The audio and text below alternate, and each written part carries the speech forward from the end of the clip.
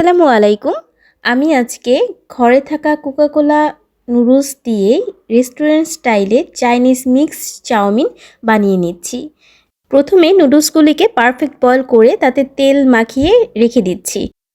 এদিকে আমি 3 থেকে 4 চামচের মতন কর্নফ্লাওয়ার এবং 1 চিমটি পরিমাণ লবণ এবং হাফ চামচের মতন মরিচের গুঁড়া দিয়ে আর একটু ম্যাগি মশলা ছিল সেটাও দিয়ে দিয়েছি।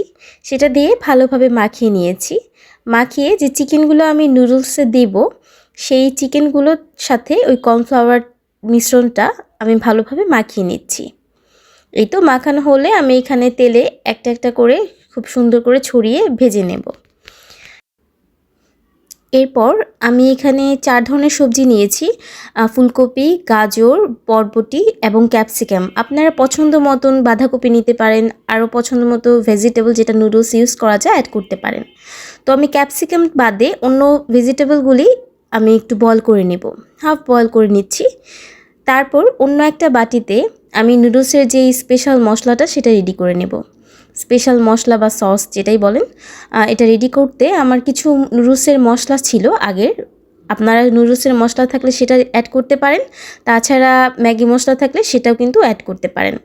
তো আমাকে এখানে 3টা নুডলসের মশলা ছিল এবং আমি একটা ম্যাগি মশলা ছিল সেটা অ্যাড করেছি। অ্যাড করে এতে 1 চামচের মতন চিনি আমি অ্যাড করব। এই তো 1 চামচের মতন চিনি অ্যাড করার পর আমি এখানে সয়া সস 3 চামচের মতো দিয়ে দিব। যেহেতু আমার এখানে আমি অনেকগুলো নুডলস মেক করছি তার জন্য আমি 3 চামচের মতো সয়া সস ইউজ করব। আমার এখানে হচ্ছে একটা এবং অর্ধেকটার মতন কোকাকোলা নুডলস আমি দিয়েছিলাম, তাই এখানে 3 চামচ সয়া সস ব্যবহার করছি।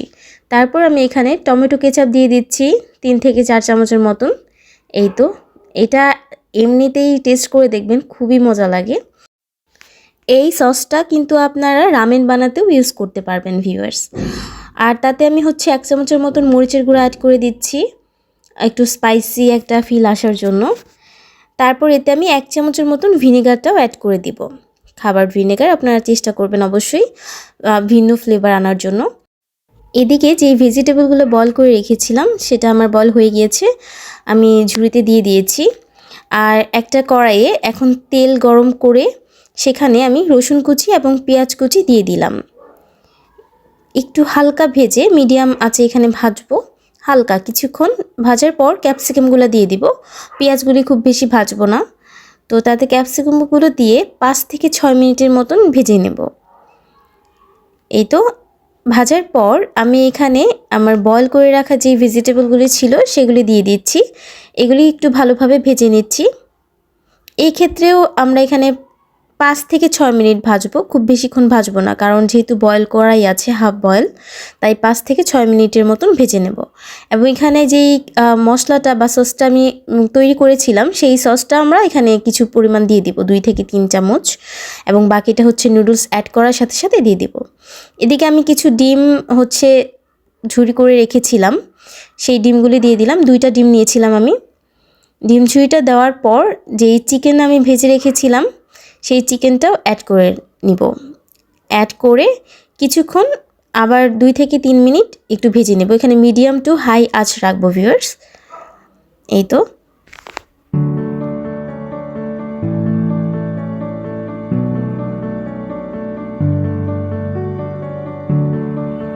এরপর আমি এখানে নুডলস অ্যাড করে দিব। আর যদি বেশি পরিমাণে নুডলস রান্না করতে চান সেক্ষেত্রে একবারে পুরোটা না দিয়ে আমি যেটা করি, একবারে পুরোটা না দিয়ে অর্ধেক অর্ধেক করে বা 3 বারে দেই।